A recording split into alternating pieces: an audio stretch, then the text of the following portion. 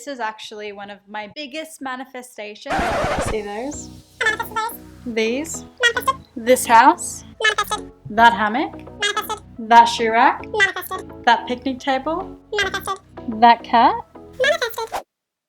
Hi, my name is Shalay. Welcome to my channel. On this channel we discuss spirituality, multidimensionality, and even extraterrestrials, and that was Amani Jen's attempt to try and niche herself. Yes, you're probably wondering, what the fuck is wrong with your hair? Let me tell you, I've spent the last 30 minutes trying to do my hair. I'm exhausted. My hands hurt. I'm sweating. What is going on here? See, like, what is that? This video is going to be a fun one, guys. Regardless of the hair not working, I am going to tell you guys some of my manifestation success stories. Yeah! I don't know about you, but I fucking love these stories. I've manifested some pretty big things and I've manifested some small things. I'm not going to talk about all of them in this video because I think I'm going to make this like a two-parter or maybe a three-parter. We'll see. See what I did there? Can I just keep it like this for the rest of the video? No. No. We started this. We're gonna finish this. This is gonna be it. I'm gonna set the intention for this to work. Simba, please stop it. Mommy's stressed. Do we just leave it like that for now? Some of you might be thinking, get on with it. Who gives a fuck about your hair? But you have to understand, I'm a Leo, and in order for me to perform, my mane needs to be looking schmick.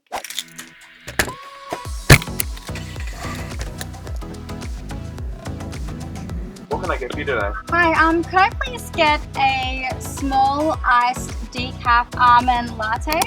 Small iced decaf almond latte. Anything else?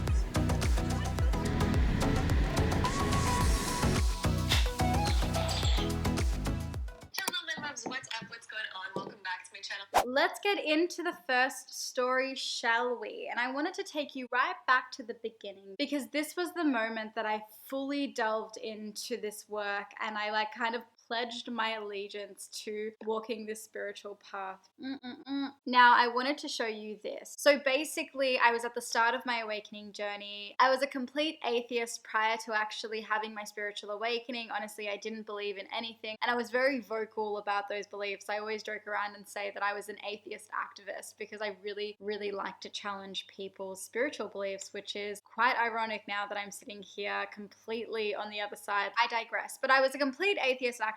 Then I started to meditate because my mental health hit this all-time low, and the only way out of it I thought was to meditate. I don't know why I put two and two together, but that's the only thing that made sense in my head. I was like, I have no other way out, and either it gets worse than this, which, you know, at that point I was having suicidal thoughts, or I meditate and I see some improvement. So I started to meditate and I forced myself through it. It was a really difficult thing for me to do, especially with the state that I was in terms of like the anxiety and the panic attacks. But alas, I did it. It changed my life. Naturally, I always like to say that the law of attraction is people's like gateway drug into the world of spirituality, and that's exactly what it was for me because I was at a really low point and I felt like, you know, I was victim to life and blah blah blah. I don't know, when I learned about the law of attraction, it felt like hope to me. It felt like, okay, I'm not doomed for the rest of my life. I have a chance to like make this incredible experience on earth. I have a chance to manifest and play with magic. Obviously, I had a really realist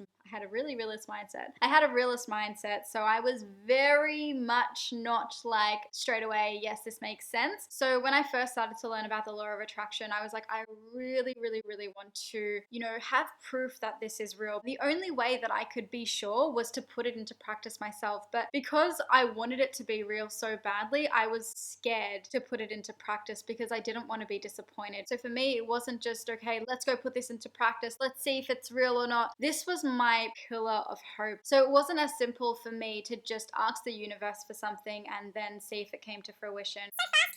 To me kind of reaching this breaking point. Whoever is out there, if this is all real, if the law of attraction is real, if everything I've been delving into in terms of past lives, I don't even know if I was up to that yet, I can't remember. But if this side to the universe is real, you need to give me a sign. And I don't want just any old sign. I wanted a very specific sign. I was on a walk with my partner, and I looked down, and something I always did, so I did this for years and years and years, and that was to look down and find 4-leaf clovers. So I was on the hunt for a 4-leaf clover. And the reason why I would always do this, it became subconscious habit, because one time when I was a little kid, my mom found a 4-leaf clover and I just watched it bring all of this light into her eyes. She was so happy and lit up by it. And she looked at me and she's like, Shule, this brings you so much good luck. So I would be on the search for one, honestly, ever since that moment. And that probably happened when I was, I'd say 9 or 10. So on this walk with my partner, looking down at a clover bush and thinking, if I find a 4-leaf clover, then I will believe that this is all real, and then I will fully invest my time into learning, into growing, into this path. Literally, that was the moment I had. I was like, if this is real, I want to see a 4-leaf clover. Keep in mind, since I was 10, I've been searching for one. As soon as I set that expectation to the universe, I immediately thought, oh my God, what the fuck did you just do, Shule? Why would you give the universe that to bring you? Like, why can't it be like $5 on the ground, or, you know, something that felt achievable in my mind? I don't know if you've ever seen House Bunny, where she's like, I take it back, I take it back. That's literally the moment I had. I was like, I take it back, I take it back. And then I completely let go of it. I was like, I don't have an expectation, universe. Pretend that that wasn't said, because I didn't want to be proven wrong. Cut to the next day. We're on the same walk. I look down at that same clover bush I looked at when I had that download, and I kid you not, this sticking up out of the bush. This is the day after. I'm looking at the same clover bush. Guys, I can't even begin to tell you. This is the one I always look at when I leave my house. It's like subconscious pattern. It was on the longest stem. It was right in the center. When I found this, you have no idea. I nearly cried from happiness. I was like, oh my goodness. It was like my pillar of hope. The moment the universe actually spoke to me, it just felt like magic, and it just felt like reassurance, and it was just such a beautiful moment I had with myself, with the universe. And my partner was like, what the fuck is wrong with you? But I was so happy, because I'm like, it's real and I get to live my life like this. Now I'm here. So thanks to this baby. Ask for something that's going to be like this for you, because when you actually ask and put it out there, you'll receive. I have so many random manifestation stories. All right, I'll tell you this story because this is a good story. I'll go grab them because they're the star of the show.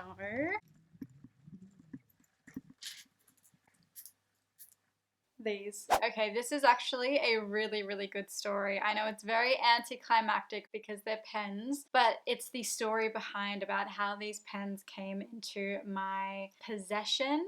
All right, so this is where I've been playing with the universe for a little bit, right? And I started to get a little bit greedy, and I started to ask for a couple of different things. So this was in lockdown, and I asked the universe to receive these pens. Now, these pens aren't just your any old 4-pen. They're a very special type of 4-pen because they have really pretty colors on them. I used to have them when I was in high school. The colors make me happy. And I knew where they were sold. They were sold in this place called Officeworks. But I really wanted them to be available at my local Coles because convenience. And I was like, you know what? I'm just going to set the intention that they're available in Coles. And every single week when I had to go do the food shop, whether it was online or whether it was in store, I would look out for the pens. So every single time. So I was obviously really attached to the outcome because I was having a lot of fun with manifesting at this point, and I was like, oh, are the pens here? That was the attachment piece, me looking to see if the universe had delivered. I kept expecting that they were going to be there, and whenever they weren't there, I was getting like disappointed every single time. Now, this happened for a year,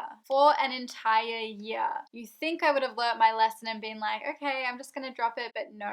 Come on, universe. You tell me that the law of attraction is real. You show me that it's real. Why won't you deliver me my pens? It was coming from a real like egoic place. Within a year, you could imagine how much I grew spiritually. So my expectations and the way that I was working with the universe started to be very different. It was very like detached. I was kind of like, you know what? I trust that whatever is going to be is going to be. And I'm not going to lie, like disappointment after disappointment, week by week, not seeing these pens there just made me go, okay, well, they're clearly just not going to be here. I was being greedy. for whatever reason, I'm not meant to have these pens, and that is okay. So then I started to slowly detach from the outcome. I stopped looking for them. So I completely let it go until one day, a year after I set that intention to find these pens at my local Coles, to be specific. I'm at my local Coles, I'm walking around, and as we walk in, sometimes they'll have these little like sculptures or things set up for the children. Maybe they'll be advertising certain movies that are on at the moment. I don't know what this was particularly advertising, but it was like this sculpture of this unicorn display. And it caught my attention, and I just kind of looked at it. I was like, oh, rainbows, unicorns. And I don't know why it was catching my attention, and it was telling me something. You know when you get that intuitive hit, like something means something, but you don't know what it means yet? So I'm looking at this sculpture and all the rainbows, and I'm trying to like read in between the lines. I'm like, what is the message in this? Why does spirit want me to look at this? Because that's what it felt like. Anyway, let it go very quickly, because I was like, maybe it's gonna make sense later on, maybe it will never make sense. And then I start going on my shop, and I'm going past this section that I don't typically walk down. I mean, sometimes we do, but not from the angle that we came. Going down that aisle, and then as I'm walking past, I'm seeing all of this like unicorn stuff on the shelf. And because I had the moment with the unicorn before, it automatically got my attention, because I was like, huh, the unicorn stuff is back. And I start looking at the shelf full of all the unicorn goodies. But as I'm looking at this shelf, I realize that there are these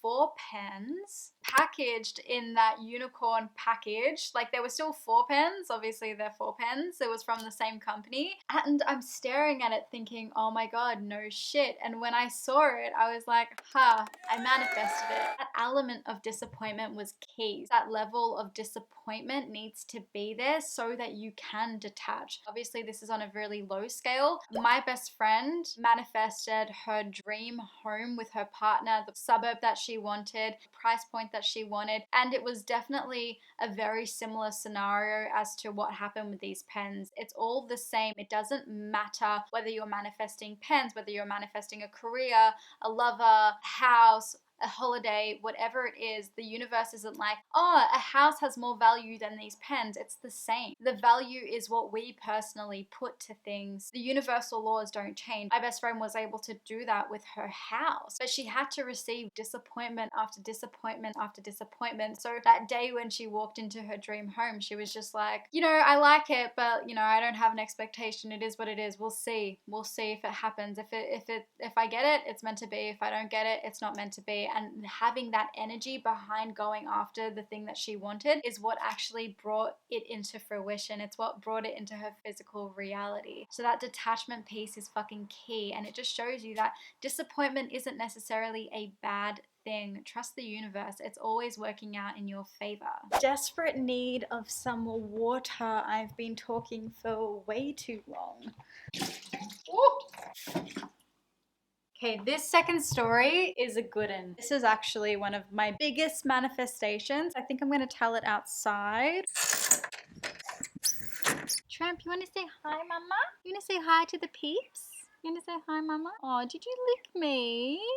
Oh, don't bite. I knew it was too good to be true. Prior to starting YouTube, I actually started an online psychic readings business. I studied to be an intuitive, so then I started to utilize those abilities online, and it blew up fairly quickly. So I want to take you back to the start of launching my business. So like, I've launched it. I didn't do the launch phase properly at all. Like, I was very much confused about how to do any of that. I have no business background. I remember I was probably getting like 1 client here and there, nothing crazy, maybe in the first like week or 2 of starting the business. I can't remember the fucking timelines. I need to go back and check receipts, and I'm way too lazy to do that. So taking you back to those first 1 or 2 weeks, I start envisioning how I want the business to look like. So I start doing a little bit of the manifesting work. So I started to do this goddess devotion to Lakshmi. Now, Lakshmi is the goddess of abundance, and you basically chant her chant. And while you're saying the words, you're meant to visualize what you want to call in. It's recommended that you only focus on one thing. You have to do it for 40 days. If you miss a day, then you have to start from day one again. And you have to be in a good vibration or be visualizing what you want to come into your reality while you actually chant the chant. If you start thinking about other things that don't support the manifestation that you want to call in, or maybe support another reality or a timeline that you don't want, there's a potentiality that that can come into fruition as well. So you have to be really mindful when doing this chant. To me, Lakshmi is very, very special, and I'm very particular with how I work with her.